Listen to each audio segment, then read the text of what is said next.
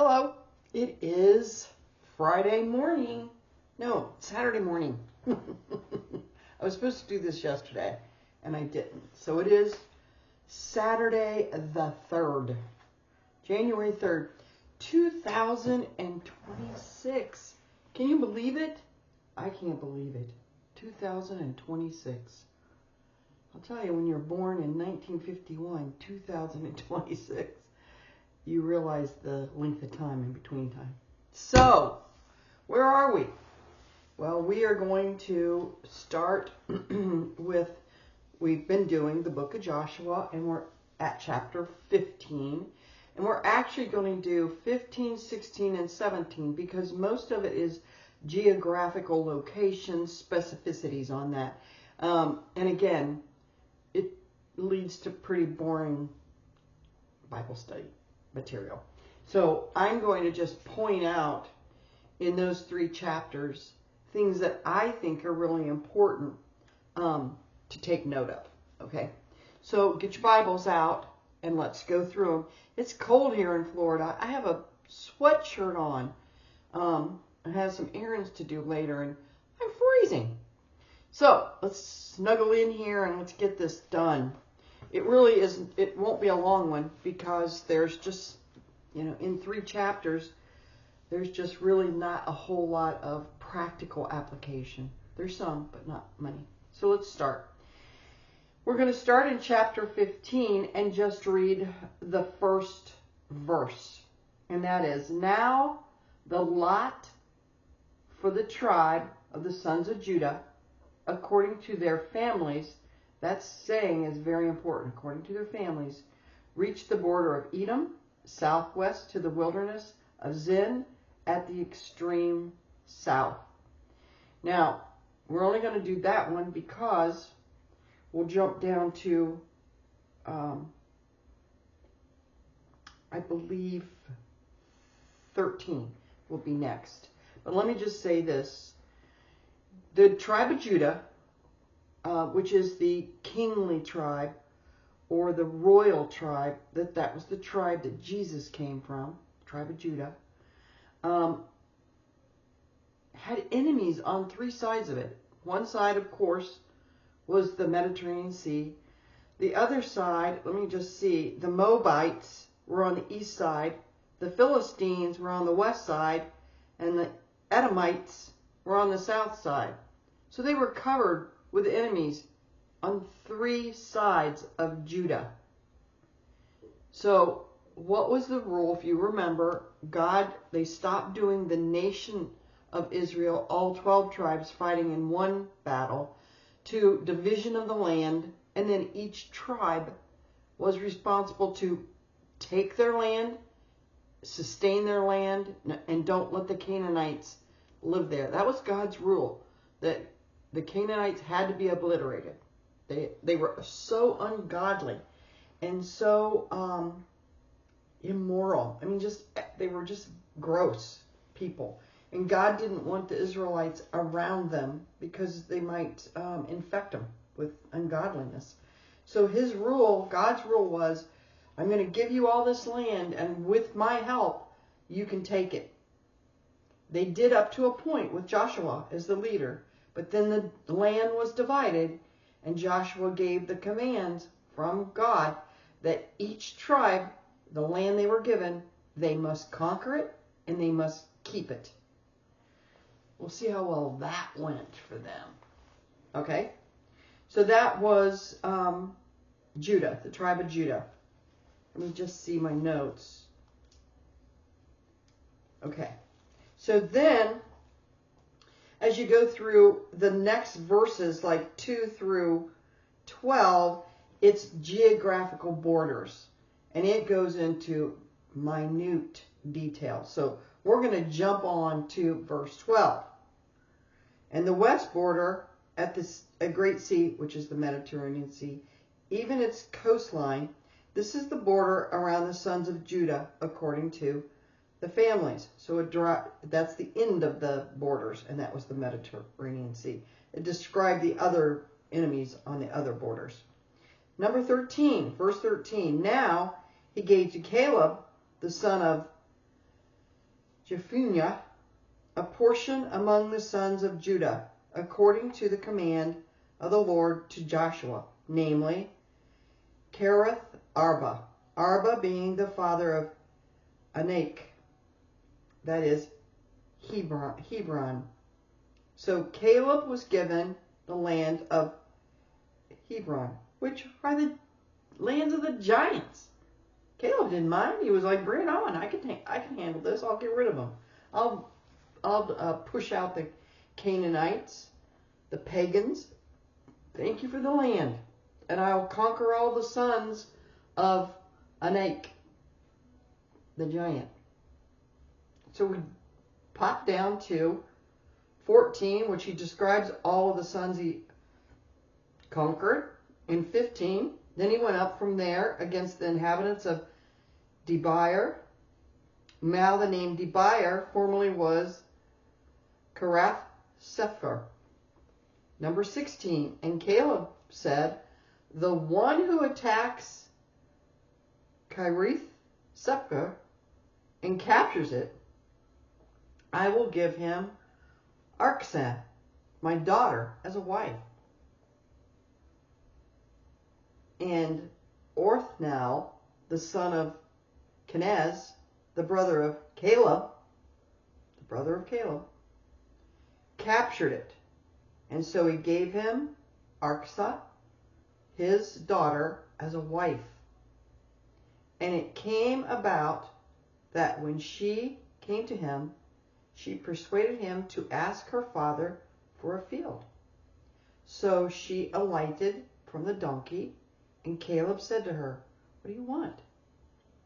And she said, give me a blessing. Since you have given me the land of Negev, give me also springs of water. So he gave her the upper springs and the lower springs. This was like gold back then, just to have a spring. He gave his bride too. So she was grateful for the land that he had given her. But she was confident to ask him for the springs. I love that. She had humility in her approach. She asked for what she wanted. And the land doesn't matter anything if you have water sources. So she was really thinking ahead. She thought this out. So once she knew who her husband was going to be and the land that he was going to be able to conquer, she said, give me something else. And so she was given that. Let's see. Let's jump down to, from 20 on, we were on 19, but from 20 on, it's just lists of cities and towns, and so let's just move it, okay? Then we want to go to number 48, which is important because that's going to talk about giving Manasseh and Ephraim, which are sons of Joseph, the hill country, which is valuable, very valuable, and it was the biggest. So let's do 61. In the wilderness, it's the cities. 63. Now, as for the Jebusites, the inhabitants of Jerusalem, the sons of Judah could not drive them out. So the Jebusites live with the sons of Judah at Jerusalem until this day. Well, that portion, Jerusalem was hard to conquer for one thing because of those Jebusites. But David managed to do it. When he came to Jerusalem, he took Jerusalem and conquered it and ousted the Jebusites. So, but again, I don't want you to miss what God wanted each tribe to do. And again, the tribes of Israel don't always listen. So you want to pay attention to that. That's the practical aspect, I think, of this lesson is the Israelis, they would go just so far with God. They would listen. They would worship Him. They would praise Him. They would do what He said. And then they would stop. They would get lazy and just be like, this is enough. And that's what we're learning here. Even though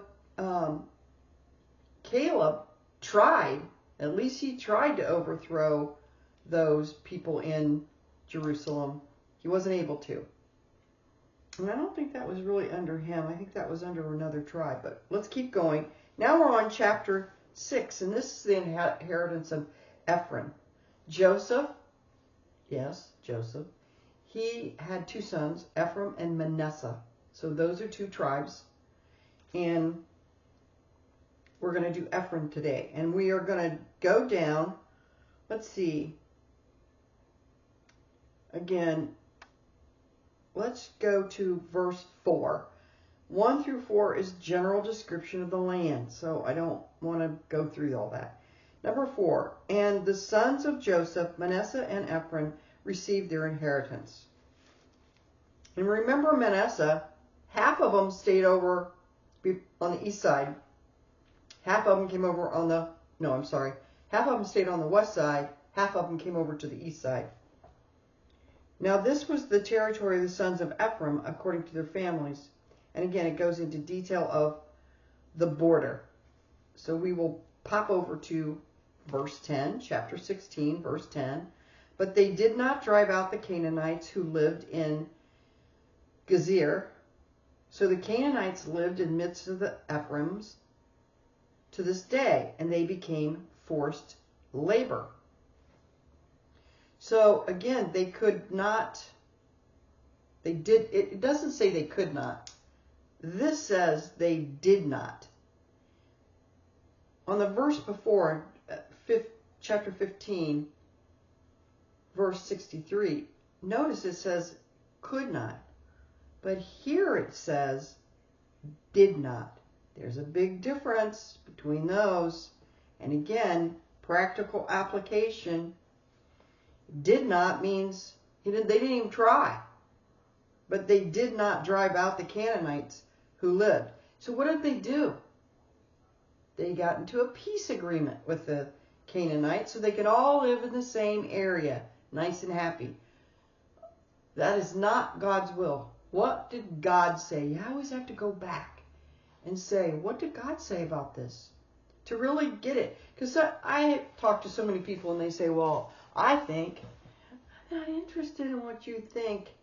I'm interested in what God thinks. And particularly if it's contrary to what God thinks. So remember that when you're listening to people talk about the Bible and about subjects of it, I always hear, well, this is what I think. I think, well, no, we want to know what God thinks. So let's move on. So we know now that Ephraim didn't fight to keep the land like God had instructed him to do. He decided to live in a peace agreement. So because he did not want to drive them out. It was too much effort. He did not want to drive them out. As opposed to Caleb, who drove them so far but could not conquer Jerusalem. Could not. Did not. Again, pay attention to the words. They're important. So now, let me just go back just a second and see my notes. It is not in God's will for Judah to make peace, nor is it God's intention for Ephraim and Manasseh to put their continuance policies into motion, enslaving those who were unwilling to kill. They were unable to kill, unwilling to kill, or eject. So again, already, Israelites are not obeying God. They're disobeying Him already. He gave them land, brought them over safely, gave them all these conquered cities and towns, gave them individual land, and now they're like, I'm not going to do that. We'll just live together. And what happened right now in the United States of America? We've brought over so many Islamic people that have no wanting to assimilate into our culture. Now, I will say, not all Muslims, not all Islamic people are terrorists, or I don't know the right word right offhand, but they don't want to kill. There's a lot of them that don't want to kill us, and there's a lot of them that do. We either surrender to Muhammad or they'll kill us. Those type of people, we have let so many of them in the United States of America, which, look what happened to Israel. We should have learned not to mix a pagan religion with our religion. And we just let them take over. Poor Minnesota. I mean, it's a mess. It's a true mess. So let's go on. Chapter 17. Verse 1, now this was the lot for the tribe of Manasseh, for he was the firstborn of Joseph. And they always get a lot more. Now let me just tell you some background. Manasseh and Ephraim were the two largest of the tribes. So they got more land than anybody else. And listen to what they do. Okay, so let's drop down to 3. However,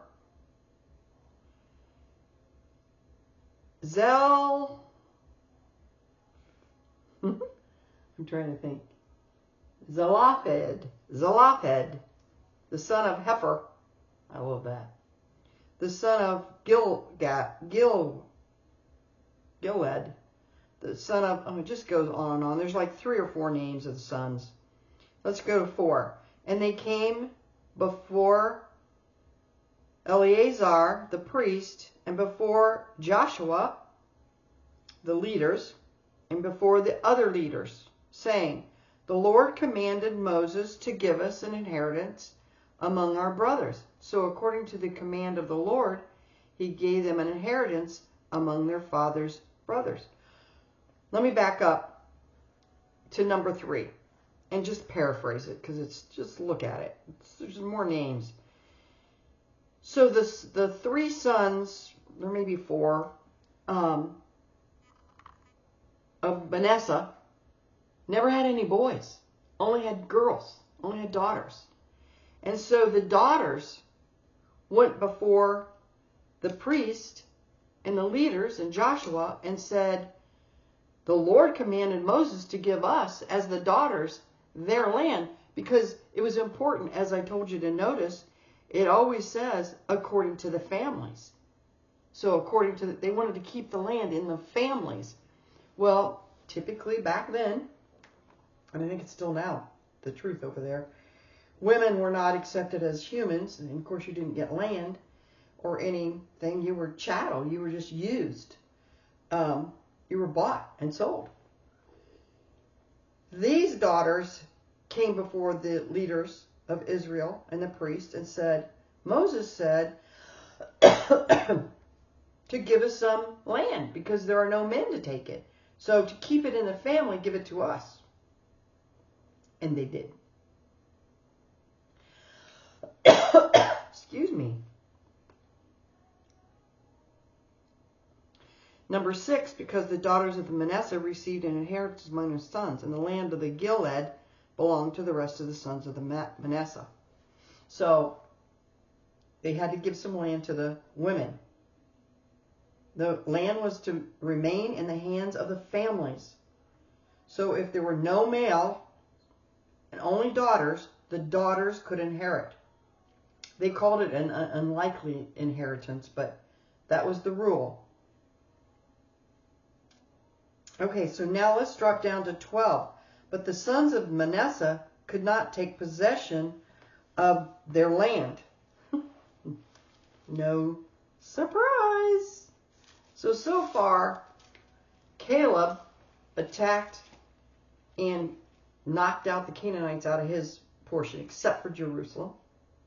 But neither Ephraim or Manasseh wanted to fight to hold on to their land, and so they shared the land with the pagan Canaanites. Okay, so let's go to 12. But the sons of Manasseh could not take possession of these cities. And it looks like could not, so it means they may have tried. The Canaanites persisted in living in that land. And it came about when the sons of Israel became strong that they put the Canaanites to forced labor. But they did not drive them out completely. Again, they turned them into slaves. That's not what God, they're outside the will of God. God said, kill them, get them out of your land. And Manasseh and Ephraim both had the philosophy, we'll just bring them in as slaves. We'll force them to do labor. Since they won't leave, we'll make them do the labor. And you notice it said there, when the sons of Israel became strong. Apparently they couldn't even force them to do labor before. Now they can, because they're strong. Let's go on. Then the sons of Joseph spoke to Joshua, saying, why have you given me only one lot and one portion of an inheritance, since I am the most numerous of people whom the Lord has thus far blessed? So here's the two biggest tribes receiving the largest amount of land. And what are they doing? Grumbling, moaning. They want more. They're too lazy to kick out the Canaanites and take that land. Both of them. So they want Joshua to give them more land because they're so numerous. Which begs me to say, if you're so numerous, get the Canaanites out of your land. I mean, you have more warriors than any other tribe, and they're hanging on to theirs. Okay, 15. And Joshua said to them, if you are a numerous people, I love Joshua, go up in the forest and clear a place for yourself. There's land up in the Perizzites, clear a place for yourself there in the land of the Perizzites and of the Rephaim, since the hill country of Manasseh is too narrow for you. So he's being almost sarcastic. Let me turn this off. He's being sarcastic, saying, well, there's plenty of land up there. Just knock those people out, and then it won't be so narrow. And the sons of Joseph said, the hill country is not enough for us, and all the Canaanites who live here in the valley have chariots of iron. That means they were strong warriors. Both those who are in Bashan and its towns, and those who are in the valley of Jezreel. And Joshua spoke to the house of Joseph, to Ephraim, Manasseh, saying, you are a numerous people and have great power. You shall not have one lot only, but the hill country shall be yours. So he gave them the whole hill country. For though it is a forest, you shall clear it, and to its farthest borders it shall be yours. For you shall drive out the Canaanites, even though they have chariots of iron, and though they are strong. I love Joshua. He's so sound in his thinking. He just said, I'm going to give you that whole hill country. I gave you a little portion before. Now you can have it all. But that's where all the pagans lived up there, so they had to clear them out. I bet you can guess that neither Ephraim or Manasseh cleared those places to live in to make more land for themselves. You can bet on that. So that's the end of 15, 16, and 17. Next week we'll do chapter 18. I haven't studied it yet, so I can't give you a forewarning. But the practical lesson here is, I mean, think about your own life. Everything that God has given you, I think about this. I'm so blessed with everything. And so it's important to me never to groan, never to moan about what I don't have. It's praising God, giving him honor for what he has given you. And you know, Manasseh and Ephraim, they got the most land. They were just too lazy to take it, to hold on to it. And I think we ought to think about that. That God has given us land to conquer, people to tell Jesus about. Try to be a good neighbor. Try to live a life according to God's commands. Not easy, I know that. But every day we should try to do that. We really should. So those are the practical aspects. And you compare Caleb, how he went for it. He said, I don't care if there's giants there, I'm going to knock them out. Compared to Ephraim and Manasseh, who were laissez-faire about it. I just don't want to work that hard to get them off. So we'll go against God and make peace with these people and live in the same area, doing the same stuff, and be influenced by these immoral pagan people. That should tell us something about today in the United States of America too. Okay, enough lecturing. I don't like to lecture, but you get the point. You get the point. That's why we study this, is because we can take some of this and put it in our lives and apply it in our lives. So, next week, next Friday, see you then. Thank you.